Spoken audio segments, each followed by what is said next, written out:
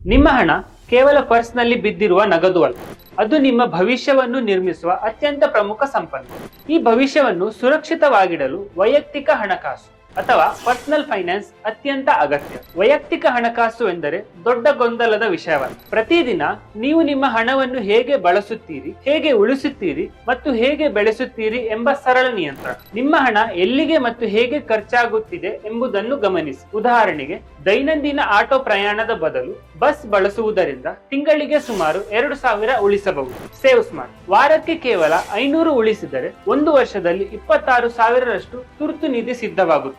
ಸಣ್ಣ ಮೊತ್ತವನ್ನು ನಿರಂತರವಾಗಿ ಉಳಿಸಿದರೆ ದೊಡ್ಡ ಸಹಾಯವಾಗುತ್ತದೆ. Grow smart. ಹಣವನ್ನು ಬೆಳೆಸಲು ಹೂಡಿಕೆ ಅವಶ್ಯಕ. ಉದಾಹರಣೆಗೆ, ತಿಂಗಳಿಗೆ 2000 ಮ್ಯೂಚುವಲ್ ಫಂಡ್ SIPಗೆ ಹೂಡಿಕೆ ಮಾಡಿದರೆ 5 ವರ್ಷಗಳಲ್ಲಿ ಸುಮಾರು 1.5 ಲಕ್ಷ ರೂಪಾಯಿ ಸಂಗ್ರಹಿಸಬಹುದು. ಈ 3 ಸರಳ ಅಭ್ಯಾಸಗಳು spend smart, save smart, grow smart ನಿಮ್ಮ ಹಣಕಾಸಿನ ಆರೋಗ್ಯಕ್ಕೆ ಆಧಾರ ಸ್ತಂಭಗಳು. ಇಂದಿನ ಸಣ್ಣ ಬದಲಾವಣೆಗಳು ನಾಳೆ ದೊಡ್ಡ ಭದ್ರತೆಯಾಗಿ ಪರಿಣಮಿಸುತ್ತವೆ. ಹೆಚ್ಚಿನ ಮಾಹಿತಿಗಾಗಿ ಮೈಫಿನ್ ಟಿವಿ ಸಬ್ಸ್ಕ್ರೈಬ್ ಮಾಡಿ ಹಾಗೂ ಇನ್ಸ್ಟಾಗ್ರಾಮ್ ಮತ್ತು ಫೇಸ್ಬುಕ್ ನಲ್ಲಿ ಫಾಲೋ ಮಾಡಿ.